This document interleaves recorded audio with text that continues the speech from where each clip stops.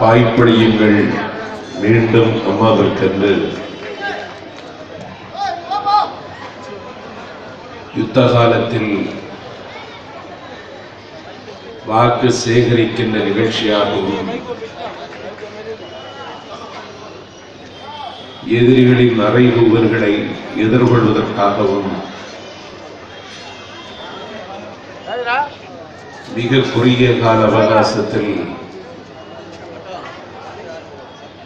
ஏற்பாடு செய்யப்பட்டிருக்கின்ற மாநாடு நிகழ்த்த மகத்தான பொதுக்கூட்ட நிகழ்வின் மதிப்பிற்குரிய தலைவர் வடசென்னை தெற்கு மாவட்ட கழகத்தின் ஆற்றல் மிகுந்த செயலாளர், கரும்பு தோற்கின்ற கனிவோடும்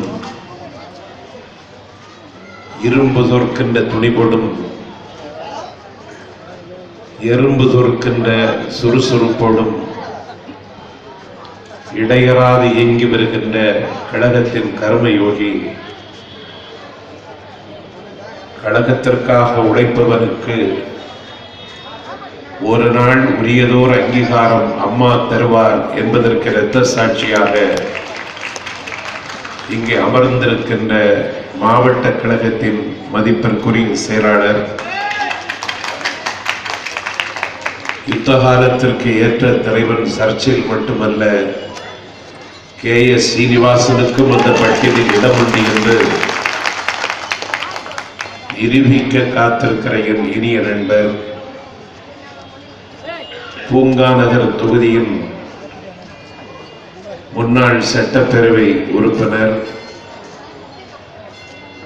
RK நகரில் அம்மா அவர்கள் இடைத்தேர்தலில் வாகை சூடுவதற்கு எங்களை போன்ற சொற்பொழிவாளர்களை எல்லாம் ஒருங்கிணைக்கின்ற கடமையை சத்தமில்லாமல் மேற்கொண்ட என் சந்தத மரபான் நண்பன் KS சீனிவாசன் அவர்களே, இந்த நிகழ்விற்கு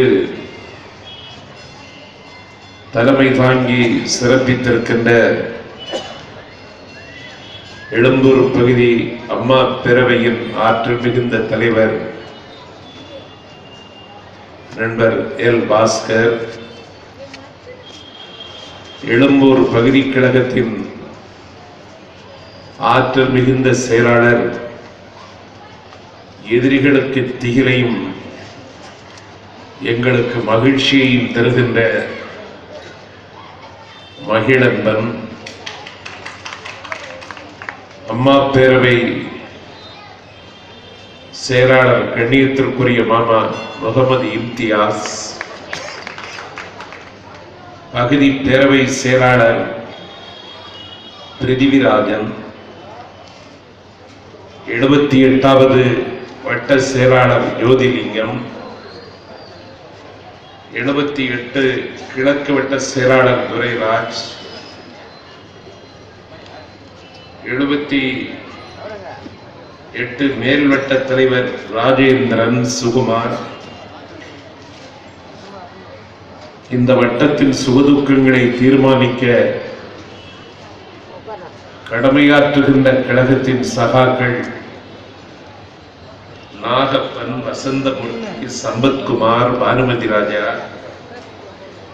ராமச்சந்திரன், தேவகி, அண்ணாமலை, சாமிநாதன், பெரியவேடு ரமேஷ், வெங்கடேஷ், எழும்பூர் பகுதிக்கு உட்பட்ட வட்ட செயலாளர்கள் நூருல்லா, துரைராஜ், பரித்துளி தயாளன், கபாலி,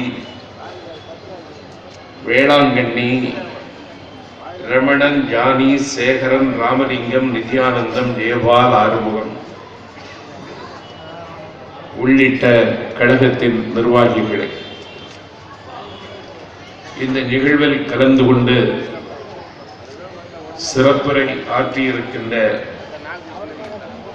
கழகத்தின் மகளிரணியின் துணை செயலாளரும் சமூக நல வாரிய தலைவருமான என் சந்தத மரபா சகோதரி திரைத்தரகை CR சரஸ்வதி அவர்களே,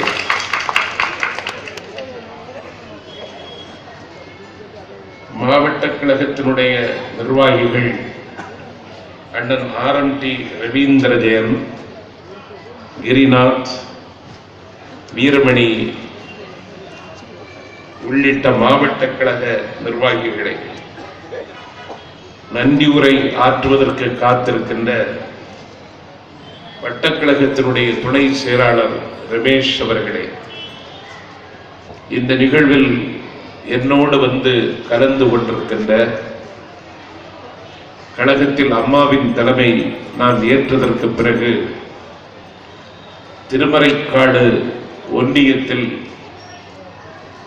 மறுமலர்ச்சி திராவிட முன்னேற்ற கழகத்தை கலைத்துவிட்டு என்னோடு நாகையில் கழகத்தில் இணைத்துக் கொண்ட என் பாச தம்பியும் ஊடகத்தில் தடம் பதித்து உலகத் தமிழர்களின் கவனத்தை கவர்ந்து வருகின்ற வாகை சூடி வருகிற வல்லமையுள்ள வழக்கறிஞர் என் பாச தம்பி திருமறைக்காடு காசிநாத பாரதி அவர்களே, ஒரு உணவகம் இரவு நேர சாப்பாட்டு கடை நடத்தி அம்மா அவர்கள் 6வது முறையாக முதலமைச்சர் ஆக வேண்டும் என்று காற்றில் கரைந்து காணாமல் போகின்ற நாடோடி பாடல்களை அம்மாவின் வெற்றிக்காக பிரச்சாரத்திற்கு பயன்படுகிற வகையில் தன்னுடைய சொந்த செலவில் தயாரித்து வெளியிட்டிருக்கின்ற என் பாசத்திற்குரிய சகோதரி கண்ணகி அவர்களே, நான் சென்னை வருகிற பொழுதெல்லாம் என்னை ஒரு தாயின் மடியாக தாங்கிக் கொள்கிற தயாளன் ஆரியர் தம்பி அண்ணாநகர் ஆனந்தராஜ் ஜெயின் அவர்களே, என்னுடைய சுகதுக்கங்களை பற்றி கவலைப்படுகின்ற என் பாசத்திற்குரிய நண்பர் வேலாயுதம் அவர்களே, என் பயணங்களுக்கு பாதை சமைத்து தருகிற என் கண்ணியத்திற்குரிய மாமா ஜாஃபர் அலி உள்ளிட்ட நிர்வாகிகளே, யாரை தொடுப்பது யாரை விடுப்பது என்று நானே மயங்கி போகிற அளவிற்கு நிகழ்ச்சி நிரல் முழுவதும் பாலில் படு நெய்யாய் வரகில் தீயாய் வியாபித்து கிடக்கின்ற கழகத்தின் விலை மதிக்க முடியாத தலகர்த்தர்களே, கற்றறிந்த சான்றோர்களே, கட்சிக்கு அப்பாற்பட்ட நடுநிலையாளர்களே, தீர்ந்து போகாத திராவிட இயக்கத்தின் மீது தீராத காதல் கொண்ட திராவிட இயக்கத்தின் பற்றாளர்களே, மாற்றான் தோட்டத்தில் மணக்கும் மல்லிகைகளே, கற்றறிந்த சான்றோர்களே, கட்சிக்கு அப்பாற்பட்ட நடுநிலையாளர்களே, காலத்தால் சீலத்தால் மூத்த பெரியோர்களே, பால் நினைந்தூட்டுகிற பரிவுள்ள தாய்மார்களே, வரலாற்று மாற்றத்திற்கு அடையாளமாக விளங்குகிற என் வாலிப சொந்தங்களே, ஜனநாயகத்திற்கு வானமும் சிறகுமாக இருக்கின்ற ஏடுகளின் ஊடகங்களே, பெருமைக்குரிய நிருபர்களே, யுத்த காலத்தில் இந்த நிகழ்வில் நிகழ்ச்சிக்கு அனுமதியும் பாதுகாப்பும் வழங்கி இருக்கின்ற கண்ணியத்திற்கு மதிப்பிற்கும் உரிய காவல்துறையை சார்ந்த அதிகாரிகளே, கோடையிலும் வற்றாத ஜீவகங்கை, ஆடி காற்றுக்கும் அசைந்து கொடுக்காத அரண்மனை, தங்கத்தில் முகமெடுத்து சந்தனத்தில் உடலெடுத்து வந்த சரித்திர தலைவன், மக்கள் திலகம் எம்ஜிஆர் தொடங்கி வைத்த அனைத்து இந்திய அண்ணா திராவிட முன்னேற்ற கழகத்தில் ஒட்டியும் மாம்பலமாய் ஒட்டி கிடந்து உறவாடுகின்ற புரட்சி தலைவியின் இரத்தத்தின் இரத்தமான உடன்பிறப்புகளே, வணக்கம்.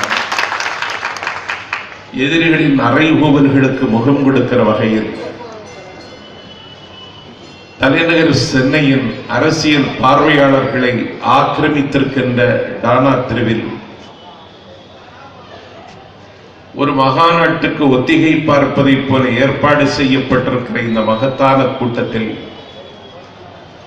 எளியவன் நான் கலந்து கொண்டு கடமையாற்றுவதற்கு கட்டளையிட்டிருக்கின்ற கழகத்தினுடைய நிரந்தர பொதுச் செயலாளர் கலை மகளாய் கழகத்தில் கால் ஊன்றி அலை மகளாய் அனைவருடைய அன்பையும் பெற்று இந்திய அரசியலுடைய மலை மகளாகவும் தலை மகளாகவும் தலை நிமிர்ந்து நிற்கின்ற தரணி போற்றுகிற தங்கத்தாரகை அம்மா அவர்களுக்கும் மிக குறுகிய கால அவகாசத்தில் இந்த நிகழ்ச்சியை ஏற்பாடு செய்ய முன்வந்திருக்கின்ற மாவட்ட கழகத்தினுடைய செயலாளர் சீனிவாசன் அவர்களுக்கும் அவர் எடுத்திருக்கிற முயற்சிக்கு அரண் அமைத்து தந்திருக்கின்ற பகுதி கழகத்தின் செயலாளர் மகிழன்பன், பாசத்திற்குரிய தம்பி பாஸ்கர் உள்ளிட்ட கழகத்தின் சகாக்களுக்கும் என் உள்ளத்தில் இருந்து ஊறி வருகிற நன்றி உணர்ச்சியை காணிக்கையாக்குவதில் நான் மிகுந்த கணக்கில்லாத மகிழ்ச்சி அடைகின்றேன்.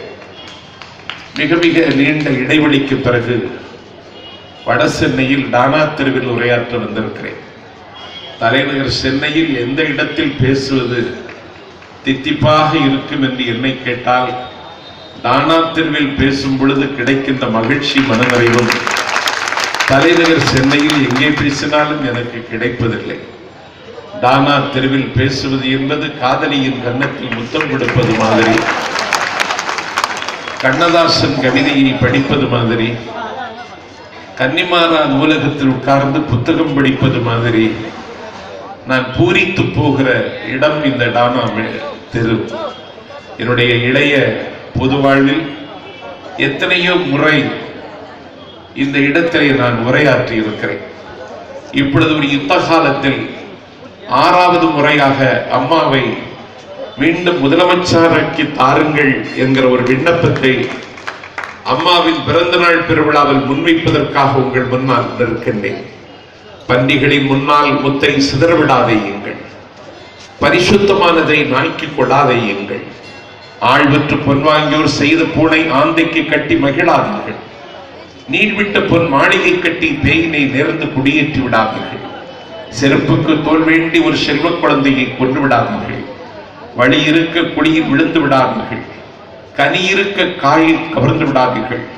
தமிழ்நாட்டு மக்களை தாயாக தாங்கிக் கொள்ள அம்மா சித்தமாக இருக்கிற பொழுது பித்தம் பிடித்த பயிர்களுக்கெல்லாம் வாக்களிக்கிற கடமையை மறந்தும் செய்து விடாதீர்கள் என்கிற விண்ணப்பத்தை முதலில் உங்கள் முன்னால் நான் வைக்கிறேன். தேர்தல் தெருவுக்கு வந்துவிட்டது. தமிழ்நாட்டில் இப்பொழுது இதுவரைக்கும் 12 முதலமைச்சர்கள் புறப்பட்டு விட்டார்கள். நாளைக்கு எந்த முதலமைச்சர் புதிதாக உழைக்கப் போகிறான் என்று தெரியவில்லை. முதலமைச்சர் பதவிக்காக அவனவன் நாக்கை தொங்க போட்டுக் கொண்டு இன்னைக்கு அலைகிறான். நாளைக்கு செத்தால் தூக்குவதற்கு நாதி இல்லாத பெயர்கள் எல்லாம் நான் தான் முதலமைச்சர் என்கிறான். அர்த்தராத்திரியில் சாட்சி இல்லாமல் பிறந்த பெயர்கள் எல்லாம் அடுத்த முதலமைச்சர் என்றார். எவனுக்கே விருப்பமில்லாமல் இந்த நாட்டில் வாழுகிறவன் கூட இன்னும் இந்த மண்ணை ஆள வேண்டும் என்று துடிக்கிறார். ஆகவே சாதனைகளை வெள்ளம் போல நிகழ்த்திவிட்டு ஒரு சூரியனை கொளுத்திவிட்டு பிறந்த நாள் கொண்டாடுகிற எங்கள் புரட்சி தலைவி அம்மா. எல்லோரும் பிறந்த நாள் கொண்டாடுவார்கள், எல்லோரும் மெழுகுவர்த்தியை ஊதிவிட்டுத்தான் பிறந்த நாளை கொண்டாடுவார்கள்.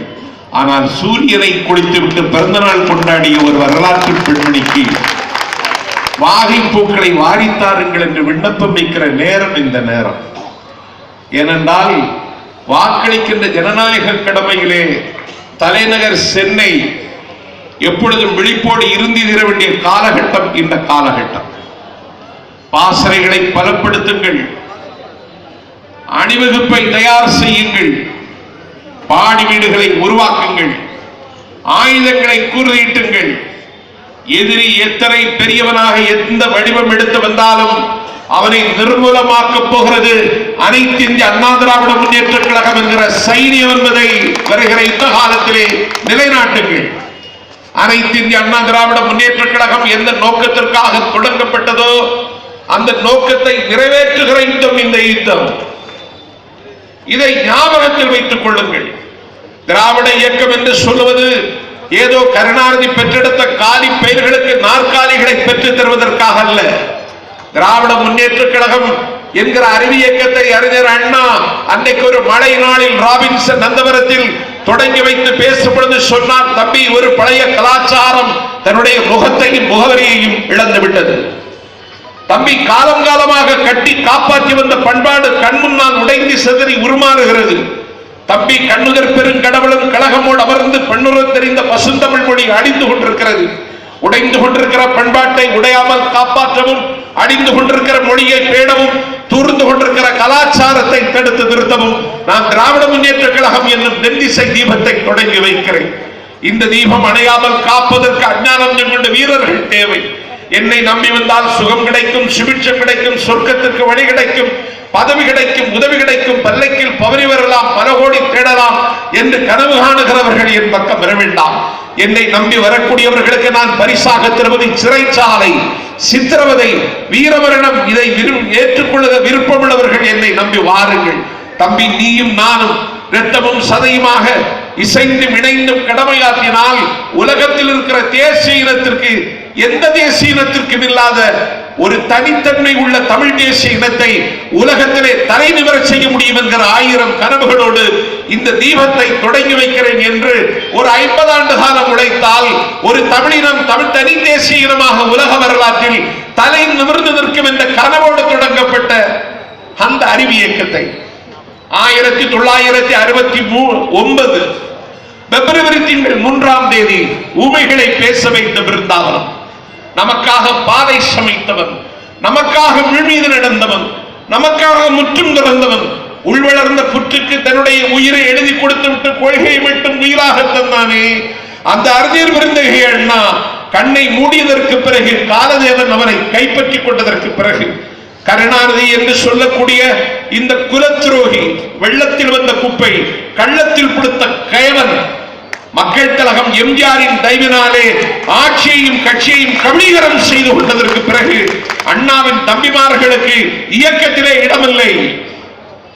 1956 தேர்தல் கோட்டம் திருச்சி மாகாணத்தில் அண்ணா அடுத்த தலைவர் யார் என்று அடையாளம் காட்டினார். தம்பி வா, தலைமை தாங்கவா, ஆணையிடு, அடங்கி நடக்கிறேன் தம்பி, நீ பேசினால் சிலம்பு குலங்கும், மணிமேகலை குலுங்கும், கம்பன் கவியமுதம் காணும் சிலம்பமுதம், கும்பர் குரலமுதம், ஓதும் பெருமறைகள் 10 பாட்டு 8 தொகை 18 கீழ்கணக்கு, ஒத்த பதிற்று 10 ஓங்கு பரிபாடல், கத்தோரியத்தும் கலி எல்லாம் தம்பி, உன் நாவில் கடினடனம் ஆடும் தம்பி, தலைமை தாங்கு தம்பி, ஆணையிடு தம்பி, அடங்கி நடக்கிறேன் தம்பி என்று அண்ணா ஆராதனை செய்து மகிழ்ந்த நடமாடும் பல்கலைக்கழகம் நாவலர் நெடுஞ்செழியனுக்கு அண்ணாவின் அறிவியக்கத்தின் இடமில்லை.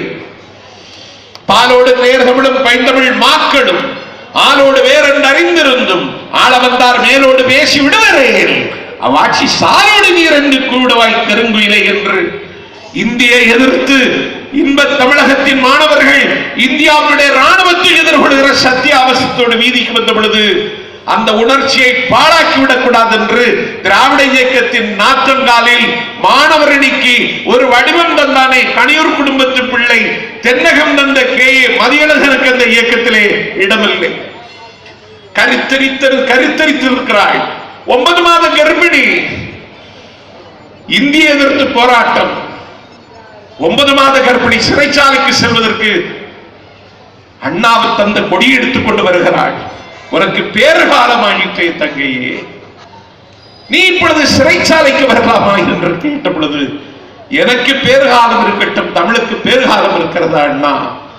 அலுவல் போனால் போகட்டும், சலுகை போனால் போகட்டும், தலைமுறை கோடிகள் என் தமிழ் விடுதலை ஆகட்டும், போனால் என் உயிர் போகட்டும், என் புகழ் உடல் நிலை ஆகட்டும், தேனால் செய்த செந்தமிழ்தான் திக்கட்டுமே தோழர் இருக்கட்டும், பிள்ளை பிறந்தேன் யாருக்காக, பெற்ற தமிழ் மொழி போருக்காக, உள்ளமிருப்பதும் தோடிருப்பதும் உயிர் நிகர் தமிழ் சீருக்காக என்று சிறைச்சாலை சென்று சிறைச்சாலைக்குள்ளே குழந்தை பெற்றெடுத்து அதற்கு சித்திரமுகி என்று பெயர் சூட்டினாலே சத்தியவாணி முத்துக்கு அந்த இயக்கத்திலே இடமில்லை.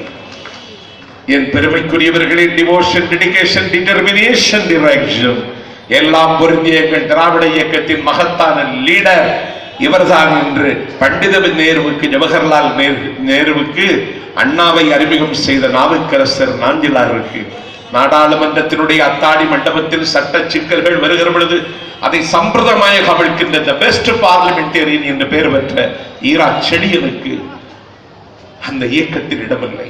நடிகமணி டி.வி. நாராயணசாமி, எஸ்.எஸ்.ஆர் போன்ற திரை நட்சத்திரங்கள் திராவிட இயக்க வெறியோடு திரையுலகத்திலே உணர்ச்சி முழக்கமிட்டவர்களுக்கு அந்த இயக்கத்தில் இடமில்லை. என் பெருமைக்குரியவர்களே, ஆட்டை கடித்து மாட்டை கடித்த மனிதரை கடித்த கதையாக மன்னாதி மன்னன், மஞ்சள் நிற கர்ணன், மக்கள் திலகம் எம்ஜிஆரையும் கருணாநிதி கை வைத்த காலகட்டத்தில் வாரிசு அரசியல் என்கிற பாரிச வாயு திராவிட இயக்கத்தை பிடித்து உருக்கிய காலகட்டத்தில் அமைப்பில்லை, நோ கன்ஸ்ட்ரக்ஷன், இன்ஃப்ராஸ்ட்ரக்சர் இல்லை, கட்டுமானம் இல்லை, கட்சிக்கென்று சொந்த கட்டிடம் இல்லை, கட்சிக்கென்று நிதி இல்லை, கட்சிக்கு கொடி மட்டும்தான் உண்டு, சின்னம் கூட இல்லை.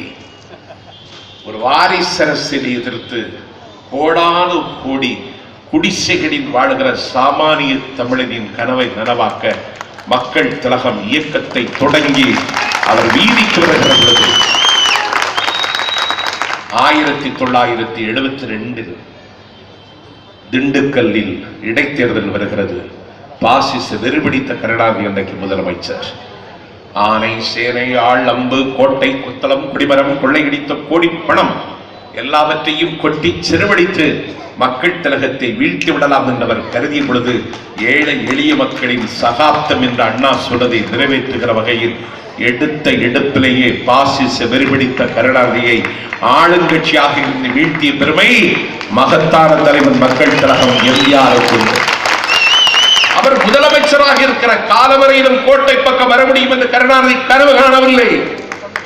அவர் கண்ணை மூடினார். காலதேவன் அவரை கைப்பற்றிக் கொண்டார். கோடானு கோடி மக்களின் குடிசையில், கோடானு கோடி ஏழை மக்களின் இதயத்தில் தங்க நாற்காலி போட்டிருந்த அந்த மகத்தான தலைவரை காலம் கவர்ந்து கொண்டு சென்றது. எல்லா கட்சிகளுக்குள்ளும் ஊடுருவி அந்த கட்சியை ரெண்டகம் செய்கின்ற குலத்துரோகத்தை கூச்சமில்லாமல் செய்கிற கருணாநிதி அனைத்து இந்திய அண்ணா திராவிட முன்னேற்ற கழகத்தை இரண்டாக பிளந்தார். கட்சியினுடைய வெற்றி சின்னம் கைவிட்டு போயிற்று. கோடானு கோடி தொண்டர்கள் தத்தம் கண்ணீரால் இரத்தத்தால் கட்டி எழுப்பப்பட்ட இந்த காவிய மாளிகை தகர்ப்பதற்கு கருணாநிதி திட்டப்பட்டார். இந்த கட்சியை காப்பாற்றுவதற்கு ஒரு தலைவர் வர வேண்டாரா? நாங்கள் கரை சேர்கிற ஒரு காலம் வராதா? மக்கள் திலகம் எம்ஜிஆர் இருக்கிறவரை அதிகாரத்தில் இருந்த இயக்கம் இன்றைக்கு அதிகாரத்தை இழந்து என் கண்ணுக்கு முன்னால் இழைக்கிறதே, கலைக்கிறதே. இதை கரை சேர்க்க ஒரு தலைவர் வராண்டாரா என்று கோடானு கோடி தொண்டர்கள் தவம் இருந்த பொழுதுதான் நான் தேடிய தலைவியோ என்று எங்கள் தலைவன் பாடிய தலைவியே இயேசு சிலுவையை தூக்கி தானே தோளில் போட்டுக் கொண்டதை போல இந்த இயக்கத்தினுடைய தலைமை பொறுப்பை ஏற்றார். கழகம் ஒன்றானது, நன்றானது. கைவிட்டு போன இரட்டை இலை சின்னத்தை அம்மா மீட்டு தந்தார். 5 முறை அம்மா அதிகாரத்திற்கு வந்திருக்கிறார். அம்மாவை வீழ்த்துவதற்கு எத்தனை வியூகம்! 1000 நரிகள் சேர்ந்தால் ஒரு கருணாநிதி. எத்தனை வியூகம்! பாண்டிச்சேரியிலே தேர்தல் பிரச்சாரத்தை முடித்துவிட்டு தலைநகர் சென்னைக்கு வருகிறார். நினைவிருக்கிறதா உங்களுக்கு? ஜிஎஸ்டி சாலையில் ஒரு லாரி டிரைவருக்கு காசு கொடுத்து உயிர் ஒழிக்க திட்டமிட்டார் இந்த கருணாநிதி. 3 தொகுதிகளிலே வேட்புமனு தாக்கல் செய்தார் என்கிற காரணத்திற்காக அம்மாவனுடைய தேர்தலிலே நிற்கிற வாய்ப்பையே இன்றைக்கு இழுத்து முடினார். 65 கோடி ரூபாய் 12 விளக்கு போட்டார். 11 விளக்குகளை நீதிமன்றத்திலே நேருக்கு நேராக சந்தித்து அம்மா சுட சுட ஒளிகிற பொன் என்பதை நிரூபித்தார். அதற்கு பிறகு 65 கோடிக்கு மேல் வருமானத்திற்கு மீறி சொத்து சேர்த்தார் என்று ஒரு பொய் விளக்கு போட்டு தமிழ்நாட்டில் வழக்கு நடந்தால் நியாயம் அம்மாவுக்கு கிடைக்கும் என்று கருதி இத்தாலி எருமையின் காலில் கருணாநிதி என்கிற சப்பாடி கழுதை விழுந்து உங்கள் ஆட்சி நடக்கிற பெங்களூரிலே இதை நடத்துங்கள் என்று சொல்லி ஒரு மாநிலத்தினுடைய முதலமைச்சராக 1.5 கோடி தொண்டர்களின் காவல் தெய்வமாய் உலகெங்கும் வாழக்கூடிய தமிழர்களினுடைய பாதுகாப்பரனாய் விளங்குகிற ஒரு மகாராணியை போல வாழ்ந்த தலைவியை ஒரே நாளில் கைவிலங்கிட்டு பரப்பன கரகார சிறையில் அடைத்தான் இந்த பாவி. நான் கேட்கிறேன், எத்தனை அறை ஒரு பெண்ணாக இருந்த அம்மா எதிர்கொண்டார். நான் ஜோன் ஆஃப் ஆர்க்கின் சரித்திரத்தை படித்திருக்கிறேன். நான் ராணி சம்மித்தின் சரித்திரத்தை படித்திருக்கிறேன். என் பெருமைக்கர்களே, உலகத்தில் பெண்குலத்தில் பிறந்து என் தாய் எட்டிய தூரத்தை உலக வரலாற்றில் இதுவரைக்கும் எந்த தலைவரும் தொட்டதில்லை. இப்போது அவரை வீழ்த்துவதற்கு எத்தனை வியூகம் வகுக்கிறார் கருணாநிதி. இளம் பழம் விழும் என்று காத்திருக்கிறது. அது பழமா? என்னடா நீ காத்திருக்கலாமா? கழகத்தில் சொற்பொழிவாளர் கேட்டாரே பிராட்வே குமார், உன் தகுதிக்கு இது நல்லது தானா? நீ சக்கரவர்த்தி ராஜகோபாலாச்சாரிக்கு கருப்புப்படி காட்டியவன், நீ கர்ம வீரர் காமராஜருக்கு சவால் விட்டவன், மக்கள் திலகம் எம்ஜிஆரினுடைய நித்திரையை கரைத்தவன், அன்னை இந்திராவை பார்த்து ரிவோக் எமர்ஜென்சி ரிலீஸ் நேஷனல் நீடர்ஸ் என்று முறி முழங்கியவன். நீ இன்னைக்கு இவனுக்காக காத்திருக்கிறாயா? அவன் தனியா நிப்பேங்கிறான். தண்ணியிலேயே நிக்க முடியலையே, தனியா எப்படிறான்னு. அங்க என்னடா நாடா? உங்கள் பங்களிப்பு என்ன? பிரேமலதாவுக்கு ஆவேசம் வருகிறது. விஜயகாந்த் கொஞ்சம் கவனிக்க வேண்டும். நான் கேட்கிறேன், என்ன வந்துச்சு? நான் கேட்கிறேன், உன்னுடைய பாலிசி என்ன? உன்னுடைய திட்டம் என்ன? எதிர்கால தமிழகத்தை எங்கே கொண்டு வைக்க திட்டமிடுகிறாய்? எங்கள் தயவில் எதிர்கட்சி தலைவனானவன் நீ. உனக்கென்று சொந்த செல்வாக்கு இருக்கிறதா? நான் கேட்கிறேன், சிவன் கோவில் எண்ணச்சட்டி மாதிரி முகத்தை வச்சுக்கிட்டு கருப்பு எம்ஜிஆர் முத்திரை குத்திட்டு சராசரி தமிழர்களை ஏமாத்தல நினைக்கிறியா நீ? நான் கேட்கிற உன் திட்டம் என்ன? நாங்கள் இந்த நாட்டை பாதுகாத்திருக்கிறோம். இந்த இனத்தை, மொழியை, திராவிட இயக்கத்தினுடைய மாண்புகளை புரட்சி தலைவி பாதுகாத்து தந்திருக்கிறார். இல்லைன்னா சம்பத்துக்கு பேச்சு வராது. என்னுடைய பேச்சில கூர்மை இன்னும் அடக்கவில்லை. என் பேச்சினுடைய நிறம் இன்னும் மங்கவில்லை. காரணம், நான் கொள்கைக்காக பேசுகிறவன். நான் பேசிய கொள்கை பாதுகாக்கிற தலைமையின் கீழே பேசுகிறேன். உன்னால முடியுமா? நீ தமிழ்நாட்டினுடைய உரிமைக்கு குரல் கொடுத்தாயா? நீ எதிர்கட்சி தலைவர், எவ்வளவு பெரிய பொறுப்பு. வன்மருங்கில் வாழறக்கர் நெருக்கங்கு இருந்தார், கண்மருங்கு எழுந்துமோ என்று போர் துளிவர காணா நன்மருந்து போர் நலன்மர உணங்கி இறங்கை மென்மருங்குள் போர் வேறுடங்கு விரிந்தாள் என்று ஒரு கம்பன் பாட்டை சொல்லி 10 மணி நேரம் பேசுகிற கோவை கம்பன் கருத்திருமன். எங்கள் கன்னியாகுமரியை தாய் தமிழகத்தோடு இணைக்கிற விலையில்லாத போரில் தன்னையே இழந்த மகத்தான தலைவர் பொன்னமனடா. ஏன் திராவிட முன்னேற்ற கழகத்தின் தலைவர் கலைஞர் கருணாநிதி, எங்கள் புரட்சி தலைவி அம்மா போன்ற மகத்தான தலைவர்கள் உட்கார்ந்த இடத்துல அம்மா இன்றைக்கு கொண்டை உட்கார வைத்திருக்கிறாரே, நன்றி உணர்ச்சி இருக்கிறதா? நான் கூசாமல் பேசுகிறீர்களே, என்னடா அது? என்ன என்ன எதற்காக அரசியல் பண்ணுகிறாய்? உன் திட்டம் என்ன? நீ என்ன செய்ய போறேன்னு சொல்லு. பேரம் பேசுகிறேன்னு சொல்லுகிறோம். பெற்ற மகளை வைத்து பேரம் பேசுவதை போல தான் வளர்த்த கட்சியை வைத்து இன்றைக்கு பேரம் பேசுகிற விபச்சாரத்தை செய்கிறவன் இந்த நாட்டில் அவனுக்கு பல்லக்கு தூக்குகிற பாவத்தை கருணாநிதி செய்யலாமா? உன் தரம் இதிலேயே தரைமட்டமாகலையா? பேரமே பேசல. பிரேமலதா சொல்றா, அப்பா நாங்க பேரமே பேசலாம், வாய பார்த்தா 4 தேங்காய் திருவலாம்.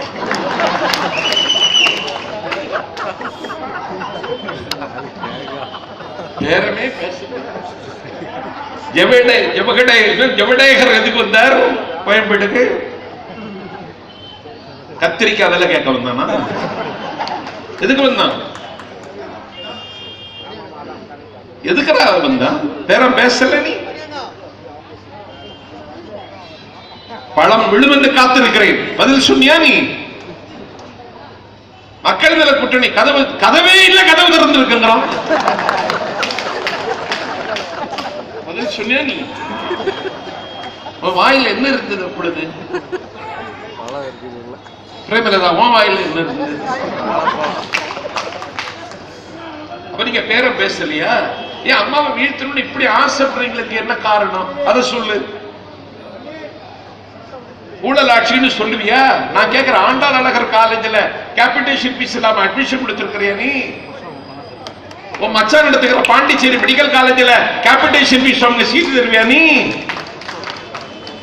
எதுடா ஊழல்?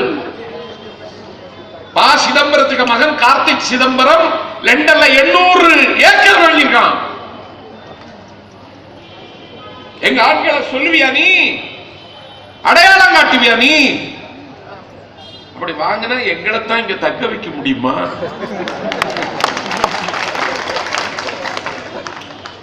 இப்படி ஒரு கட்சி எங்கேயாவது பார்த்திருக்கீங்களா? என்னடா ஊழல் ஊழல்ங்கிற நீ? இந்த இவ்வளவு பெரிய மாநாடு நடத்துறீ, எங்கிருந்து உனக்கு பணம் வருது? சொந்த கட்சிக்காரன் சீட்டு தாரன்னு காசு வாங்குறியே.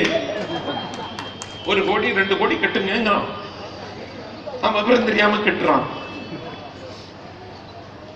வாங்க போறான், பிரேமலதா கேளுங்கிறான்,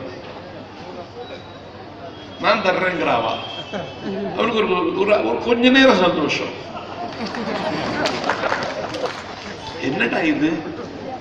நீ யாருக்காவது சீட்டு கொடுத்து எவனாவது எம்எல்ஏ ஆக போறான்னா? யாருக்காவது வாய்ப்பு இருக்கா?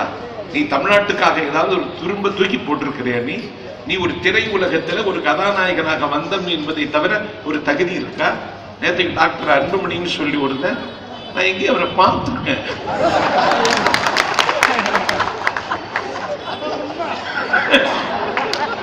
அவன் தமிழ்நாட்டை தவிர வேற எங்கேயாவது சினிமா உலகத்திலிருந்து திரை உலகத்தை ஆள வந்தவர்களா இருக்காங்களா அப்படின்னு அன்புமணி அவன் பேண்ட் போட்டுட்டு இன் பண்ணிட்டு அவன் கேட்கிறான். நான் கேட்கிற திரை உலகத்தில இருந்து அரசியல்ல வந்தவர்கள் யாராவது தமிழ்நாட்டை தவிர வேற யாராவது இருக்காங்களான்னு கேட்கிறியே லூசு. அண்டை மாநிலம் ஆந்திராவில் என்டிஆர் யார்? அமெரிக்காவில் ரீகன் யார்?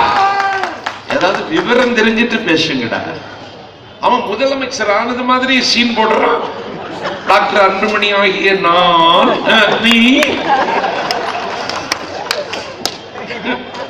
என்ன பண்ண போற? எங்க முதலமைச்சராக போற? திண்டிவனம் தாண்டினா டார்ச் லைட் வச்சு தேடுறான். ஒரு ஆள் இல்ல. தமிழ்நாட்டுக்கே முதலமைச்சர். உங்களுக்கு எது பணம்? இந்த பணம் எவ்வளவு மாநாடு போடுறீங்க? நாங்க இப்படி போடலையே, எங்களுக்கு போட முடியலையே. ஆளுங்கட்சி எத்தனை மாநாடு போடுறாங்க. மாற்றம், முன்னேற்றம், the change and progress, the CM Dr. Anbumani 2016.com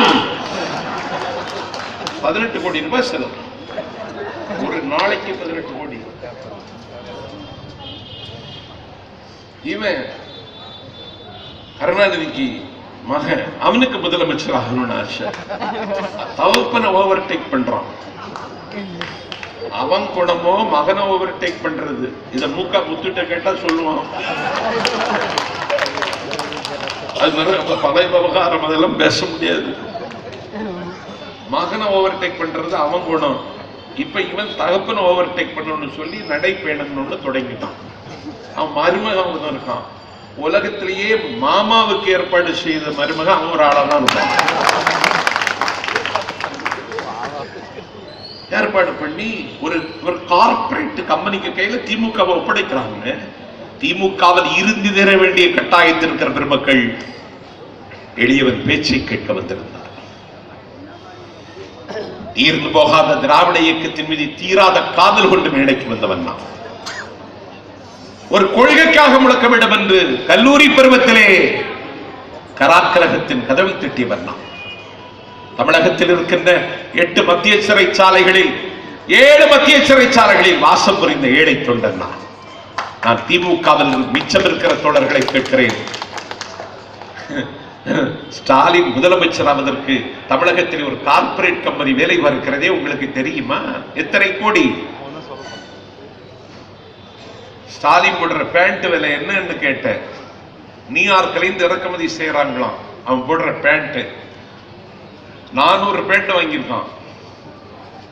ஒரு பேண்டினுடைய மதிப்பு 80,000 ரூபாய். ஸ்டாலின் போடுகிற ஷூ லண்டன்ல இருந்து வருது. அதனுடைய மதிப்பு எவ்வளவு தெரியுமா? 1.5 லட்சம் ரூபாய்.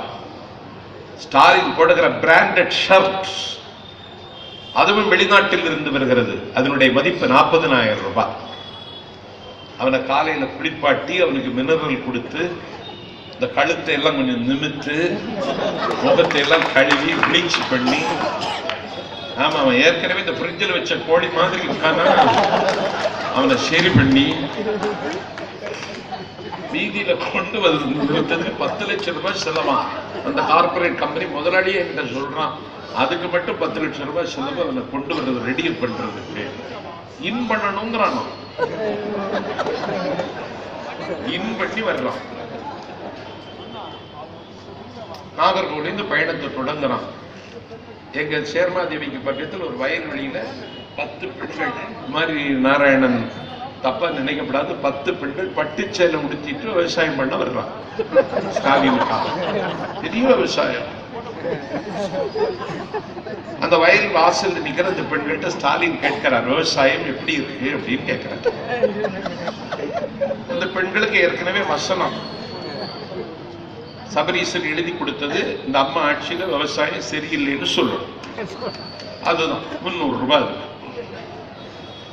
300 ரூபாய் வாங்கிட்டு போயிடணும். இவன் ஸ்டாலின் என்ன செய்தான், அத்துமீறிட்டான். என்ன மீறிட்டான்னா, 4 மரம் நின்னுது, ஏன் இதுல மாங்காய் காய்க்கலன்னு அந்த பொம்பளைகிட்ட கேட்டேன். அந்த பொம்பளை அந்த மரத்தை பார்த்துட்டு சொல்லிச்சு, இதெல்லாம் கொய்யா மரம், மாங்காய் காய்க்காது. எனக்கு மாங்காய் மரத்துக்கும் கொய்யா மரத்துக்குமே வித்தியாசம் தெரியல. திருமங்கலம் வந்துட்டான். திருமங்கலம் ஒன்றிய செயலாளர் சுடலக்கண்ணி எனக்கு தெரிஞ்சாளு, ரொம்ப அப்பழுக்கற்ற கட்சிக்காரரு. அவரு ஸ்டாலினை வரவேற்பதற்கு ஒரு கருப்பு சிவப்பு துண்டை வச்சு நிக்கிறாரு. அந்த சபரீசனுக்கு அடியாட்கள் அடிச்சு அவரை தூக்கி போட்டுட்டான். ஏன்னு அவர் கேட்கிறாரு. பேண்ட் போட்டுட்டு வாங்குறான். அவருக்கு 76 வயசு. அவர் சொன்னார், நான் பேண்ட் இருக்கேன், அதை போட முடியாதுங்கிற. என்னடா கோயம்புத்தூர்ல சூலூர் வந்து நிக்கிறான். ஒரு 40 வயது பெண்மணி ஸ்டாலினை பார்த்து, உங்களுக்காக தான் நான் காத்திருப்பேன், என்னம்மா பிரச்சனை சொல்லுங்கிறான். கல்யாணம் ஆகி 15 வருஷம் ஆச்சு, வயசு 40 வேற ஆயிடுச்சு, இன்னும் குழந்தை இல்லை, நீங்க நினைச்சா முடியும்னு சொல்றாங்கன்னு சொல்றாரு எங்க மாவட்டத்தில். நான் முதலமைச்சர் ஆகட்டும், முடிச்சு தரேன்றான். இதுக்கு பேரு பயன் விடியல் மீட்பு பேரணி. எல்லாத்துக்கும் என்கிட்ட மருந்து இருக்குங்கிறான். உன்கிட்ட எதுக்குடா மருந்து இருக்கு? உங்ககிட்ட எல்லாத்துக்கும் மருந்து இருந்தா துர்கா ஏண்டா அவன் ஒண்ணுமே நடக்கலைன்னு கோவிலுக்கு போறா. நீ எல்லாம் என்னால நடக்குங்கிற. இது என்ன கான்ட்ரோவர்சியா இருக்கு? எப்படி இது சாத்தியம்? நீ என்ன செய்வ? நீ இவன் முதலமைச்சர் ஆகணும்னு ஆசைப்படணும். அவன் சும்மா இருப்பான் கிழமை. அவன் எமனுக்கு இடமைக்கு கொடுத்துட்டு உட்கார்ந்துருக்கான். அவன் ஓவர்டேக் பண்ணிட்டான், நான் தான் முதலமைச்சர்ட்டான். இவன் வாயாலே அவர் முதலமைச்சர் இவன் சொல்ல ஆரம்பிச்சான். இப்படி ஒரு குடும்பத்தை எங்கேயாவது பார்த்திருக்கீங்களா? பயங்கரமான ஆள். அவன் ஆளைக்கிறிய மகன் இல்லைங்கிறான். 4 வருஷம் கேபினட் அந்தஸ்துல உட்கார வச்சு தென்மண்டல அமைப்பு செயலாளர் என்ற மகுடம் சூட்டி திருமங்கலம் இடைத்தேர்தலில் ஒரு புதிய பார்முலாவை, அத்துமீறலை தமிழகத்துக்கு அறிமுகம் செய்த அடாவடித்தனத்திற்கு பேர் போல பேர்வழி அழகிரி அராஜகம் செய்ய கூச்சப்படாதவர். அவனை இப்ப மகன் இல்லைங்கிறான். அவன் சங்கடத்தோட கோபாலபுரம் வந்து தயாளம்மாவை பார்த்து, உன் புருஷன் என்ன மகன் இல்லைங்கிறான். அப்படின்னா எனக்கு அப்பா யாருங்கிறான்.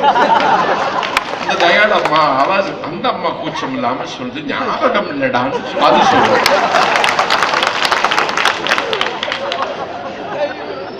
என்னடா இது? நேர்காணலாம், நேர்காணலாம். குளத்தூர் வேட்பாளர் கருணாநிதி நேர்காணல் செய்கிறார். இத மாதிரி ஒரு டிராமாவை உலகத்தில் எங்கேயும் பார்த்திருக்க முடியாது. எங்களுக்கு அது தேவையில்லை. எங்களுக்கு மடியில் கனம் இல்லை, வழியில் பயம் இல்லை. இல்லைன்னா ஒரு ஆளுகிற கட்சியாக இருக்கிறவர்கள் இந்த நாட்டில் நாங்க தான் மீண்டும் ஆட்சி அமைப்போடு சொல்லுகிற துணிச்சல் உலகத்தில் யாருக்காவது இருக்கா? நாங்க ஒன்னும் கூட்டணிக்காக காத்திருக்கல. போட்டியிடுகிற தொகுதியில் வெற்றி பெறுவோம்னு நம்பிக்கை இருக்கு. நான் கேட்கிறேன், என்னுடைய பங்கு என்ன? நீ தமிழ்நாட்டுக்கு 5 வருட முதலமைச்சர், நீ கூப்பிடுகிற தூரத்தில் இருந்தார் பிரணாப் முகர்ஜி, உன் கட்டளைக்கு காத்திருந்தார் டாக்டர் மன்மோகன் சிங், நீ சொன்னதை காது கொடுத்து கேட்டார் சோனியா. உன்னுடைய தயவிலேயே இந்தியா பாகிஸ்தான் யுத்தத்தை 10 நாளில் சந்தித்து பகை முடித்த இந்திரா உன்னுடைய தயவிலே பிரதமராக இருக்க வேண்டிய நிர்பந்தம் வந்தது.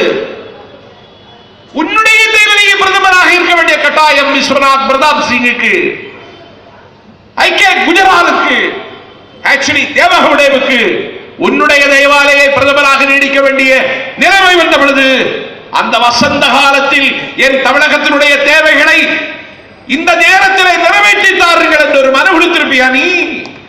சொல்லு. உன்னுடைய கட்டளைக்கு காத்திருந்தார். புதிய தலைமைச் செயலகம் கட்டிய பொழுது அதிலே திறந்து வைத்து பேசிய டாக்டர் மன்மோகன் சிங் அவர் வெளிப்படையாக சொன்னார், ஆலோசனைகள் தேவைப்பட்டால் நான் தமிழ்நாட்டின் முதலமைச்சர் கருணாநிதியிடம் தான் கேட்கிறேன். நம்ம எவ்வளவு பலவீனமானவன். நீ ஏதாவது செய்தியா தமிழ்நாட்டுக்கு? உன்னால செய்ய முடிஞ்சதா? மத்திய தொகுப்பில் இருக்கிற மின்சாரத்தை கூட உன்னால பெற்று தர முடியலையே. ஒரு 1000 மெகாவாட் மின்சாரம், 1000 மெகாவாட் மின்சாரம் மத்திய தொகுப்பில் இருக்கிற மின்சாரம் பெற்றுத்தர முடியவில்லை. அந்த மின்சாரத்தை கொண்டு வருவதற்கான வாய்ப்பும் இல்லை. எங்க அம்மாவை ஏன் முதலமைச்சராக்கணும்? பகை பாராட்டுகிற காங்கிரஸ், எங்கள் கன்னத்தில் அறைய துடிக்கிற காங்கிரஸ், டெல்லி ஏகாதிபத்தியம், என் தாய் முதலமைச்சர் என்கிற தகுதியோடு நேஷனல் டெவலப்மெண்ட் கவுன்சிலே உரையாற்ற போகிறார். தமிழ்நாட்டின் முதலமைச்சர் 1.5 கோடி தொண்டர்களின் காவல் தெய்வம், உலகத்தில் 65 நாடுகளில் சிந்தி செதறி கிடக்கக்கூடிய தமிழர்களின் கனவுகளுக்கு சிறகுகள் தயாரிக்கிற வரலாற்று கடமையை மேற்கொண்டிருக்கிற எங்கள் அம்மா இந்தியாவின் காலடியில் கிடக்கிற காரணத்தால் எட்டி மிதிக்கிறீர்களா? ஏன் எங்கள் கோரிக்கை நீங்கள் கண்டுகொள்ளவில்லை? எங்களை ஏன் 6வது விரலாக அலட்சியப்படுத்துகிறீர்கள்? தமிழ்நாட்டினுடைய உயிர் பிரச்சனைகள் எதையும் நீங்கள் தீர்த்து வைப்பதற்கு என்ன ஓரவஞ்சனை? நான் முதலமைச்சராக இருப்பதுதான் காரணமா? நெஞ்சம் நிறைய குமுறலும் கொந்தளிப்பும் சுமந்து கொண்டு புரட்சி தலைவி அம்மா நேஷனல் டெவலப்மெண்ட் கவுன்சிலே உரையாற்றுவதற்கு ஒலிபெருக்கிக்கு முன்னாலே நின்று அட்ரஸ் தி ஹானரபிள் தி பிரைம் மினிஸ்டர் டாக்டர் மன்மோகன் ஜி என்று விழிக்கத் தொடங்கிய மாத்திரத்திலே மணி அடித்து உட்கார வைத்தார்கள். நானா தெருவில் எளியவன் பேச்சை செவிமடுக்க வந்திருக்கிற பொதுமக்களுக்கு சொல்லுகிறேன், கற்றறிந்தவர்களுக்கு சொல்லுகிறேன், கட்சிக்கு அப்பாற்பட்டவர்களுக்கு சொல்லுகிறேன். ஆணாதிக்க அரசியலில் அன்னை தமிழகத்தில் பெண்ணாக பிறந்து ஒரு தமிழகத்தினுடைய உரிமையை பேசுவதற்கு நேஷனல் டெவலப்மெண்ட் கவுன்சிலில் உரையாற்றுவதற்கு ஒலிபெருக்கிக்கு முன்னால் போய் நின்ற பொழுது மணி அடித்து உட்கார வைத்தார்கள். உடைந்து நொறுங்கியது நெஞ்சம். சிறையில் இருப்பதும் சிலுவைகள் சுமப்பது மட்டுமல்ல தியாகம், அவமானங்களை சகித்துக் கொள்வதும் தியாகம் தான். என் தாய் சகித்துக் கொண்டார். கருணாநிதி சொன்னார், மணி அடித்தாலும் பேச வேண்டியதுதான் என்று. மணி அடித்தாலும் பேச வேண்டியதுதானா? நீ பேசுவாய். நீ புண்ணினைக்கு போட்டதை விளங்குகிற உண்ணினாய்க்கு பிறந்தவன். என் தாய் கவரிமான் ஜாதி. உடம்பிலிருந்து ஒரு மயிர் உதிர்ந்து போனால் மானம் உதிர்ந்தது என்று கருதுகிற கவரிமான் அந்த அரங்கத்தை விட்டு வெளியேறி பத்திரிகையாளர்களை சந்தித்து சொன்னார், இது எனக்கு இழைக்கப்பட்ட அவமானம் அல்ல, 7 கோடி தமிழர்களுக்கு இழைக்கப்பட்ட அவமானம் என்று சொல்லிக்கொண்டு ஒரு சிங்கம் போல சிலிர்த்தி விமானத்தில் ஏறி தலைவர் சென்னைக்கு தாவி பறந்து வந்தார் எங்கள் அம்மா. எப்படிப்பட்ட ஒரு மகத்தான தலைமையை ஏற்றுக்கொண்டேன் என்று நான் அன்னைக்கு விம்மி விம்மி பெருமிதம் ஊற்று. இந்த துணிச்சல் யாருக்கு வராது? ஒரு சிங்கம் போல சிலிர்த்தார். சிங்கம் எப்படி சிலிர்க்கும்? ஆண்டாள் தன்னுடைய திருப்பாவையில் சொல்லுகிறாள், மாறி மலை முழஞ்சில் மன்னி கிடந்துறங்கும் சீரிய சிங்கம் அறிவுற்றி தீவிழித்து வேறி மயிர் பொங்க எப்போதும் போதருமா போலே புறப்பட்ட சிங்கம் என்று ஆண்டாள் நாச்சியார் அன்னைக்கு அடையாளம் காட்டிய சிங்கம் தான் அன்னை தமிழகத்தின் தர்பாரில் உட்கார்ந்திருக்கிற சிங்கம். சவால் விட்டு சொல்லுகிற, இதுக்கு ஈடாவியா நீ? அந்த பகை பாராட்டுகிற காங்கிரஸ் ஏன் எங்களுக்கு வாக்களிக்கணும்? நான் வாக்காளர் பெருமக்களுக்காகவே பேசுகிறேன், கட்சிக்காரங்களுக்காக பேச நான் தேவையில்லை. நான் பொதுமக்களுக்காக பேசுகிறேன். டாக்டர் மன்மோகன் சிங் இந்தியாவின் பிரைம் மினிஸ்டர் நேற்றுக்கு இந்தியாவினுடைய first prime minister Pandit Jawaharlal Nehru. அவர்தான் 5 ஆண்டு திட்டங்களை அறிமுகம் செய்தவர். இந்தியாவினுடைய கௌரவத்தை உலக அரங்கில் உயர்த்திய அந்த மகத்தான தலைவர் இந்தியாவின் பிரைம் மினிஸ்டராக இருந்த பொழுது அன்றைக்கு அவர் சொன்னார், தமிழ்நாட்டில் நெய்வேலியில மண்ணுக்கடியில ஒரு லிக்னைட் என்கிற கருப்பு தங்கம் இருக்கு. அன்னைக்கு காமராஜர் முதலமைச்சர் அதை வெட்டி எடுக்கின்ற அதிகாரத்தை உங்களுக்கு நான் தருகிறேன், அதை திறந்து வைக்க நானே வருகிறேன் காமராஜ் என்று சொல்லி, என் பெருமைக்குரியவர்களே, நெய்வேலி என்கிற மண்ணுக்கடியில் இருக்கிற கருப்பு தங்கம் நிலக்கரியை வெட்டி எடுக்கின்ற நெய்வேலி லிக்னைட் கார்பரேஷன் தொடக்க விழாவிற்கு இந்த தேசத்தினுடைய பிரதமர் பிரைம் மினிஸ்டர் பண்டிட் ஜவஹர்லால் நேரு வருகிறார். முதலமைச்சர் காமராஜர் 1 ரூபாய்க்கு மின்சாரம் தயாரித்து 5 மாநிலங்களுக்கு வழங்குகிற நெய்வேலி லிக்னைட் கார்பரேஷன் நாளும் 4000 தமிழர்களுக்கு வேலையும் மறைமுகமாக 4 லட்சம் தமிழர்களுக்கு வேலை வாய்ப்பையும் மறைமுகமாக வழங்குகிற நெய்வேலி லிக்னைட் கார்பரேஷன் இந்தியாவிலே லாபகரமாக இயங்குகிற ஒரே பொதுத்துறை நிறுவனம், நமக்கரக பட்டியலிலே இருக்கின்ற பொதுத்துறை நிறுவனம் நெய்வேலி லிக்னைட் கார்பரேஷன். என் பெருமைக்குரியவர்களே, நான் செத்து போனாலும் என்னுடைய 4வது தலைமுறைக்கும் வசந்தம் தருவதற்கான வாய்ப்புள்ள நெய்வேலி லிக்னைட் கார்பரேஷன்.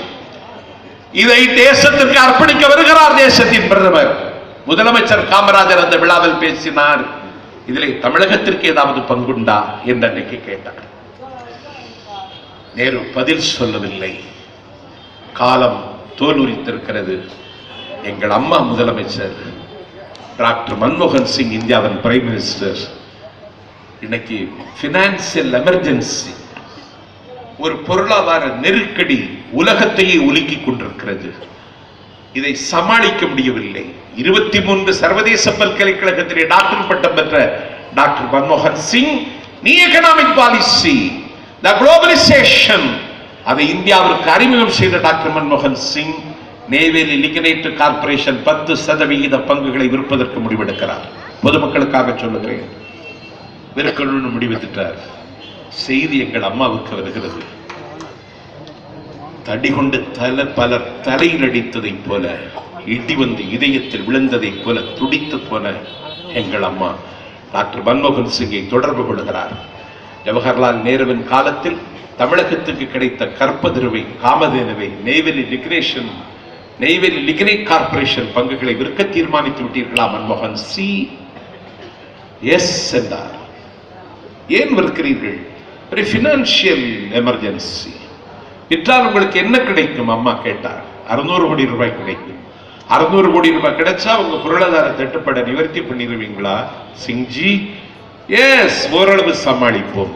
விற்க வேண்டும் என்று தீர்மானித்து விட்டீர்களா? தீர்மானித்து விட்டோம். அடுத்த வார்த்தை அம்மாவின் வாயிலிருந்து வருகிறது, நீங்கள் விற்க வேண்டும் என்று தீர்மானித்து விட்டால் அதை வாங்குவதற்கு நான் தீர்மானித்து விட்டேன். இதுக்கு பேர் தான் சாதனை. நீ விற்க வேண்டும் என்று தீர்மானித்தால் அதை வாங்குவது என்று நான் தீர்மானித்தேன். இந்திய அரசியல் வரலாற்றில் மத்திய சர்க்கார் விற்றது, ஒரு மாநில சர்க்கார் வாங்கியதுங்கிற புதிய சாகத்தை எழுதியது மட்டுமல்ல, இந்தியாவில் இருக்கிற பொதுத்துறை நிறுவனங்கள் அனைத்திற்கும் இனிமேல் எங்கள் அம்மாவே பாதுகாப்பு என்று உருண்டு கொண்டிருக்கிற உலக பந்தை உள்ளம் கைகளில் தாங்கிக் கொண்டிருக்கிற தொழிலாளர்கள் என் தாயை இன்னைக்கு ஒப்புக்கொண்டு விட்டார்கள். கருணாநிதி முதலமைச்சராக இருந்திருந்தா அவனே வாங்கியிருப்பான். வந்திருக்காரு நாடாளுமன்ற உறுப்பினர் ஸ்பைஸ் ஜெட் விமானத்துல, விமானம் வாங்குற அளவுக்கு அவங்களுக்கு வசதி, அவங்களே வாங்கியிருப்பாங்க. முடியும். அம்மா தமிழ்நாட்டுக்காக வாங்கினார்கள். அந்த முதலமைச்சருக்கு ஒரு வாய்ப்பு தாருங்கள் என்று நாங்கள் கேட்கிறோம்.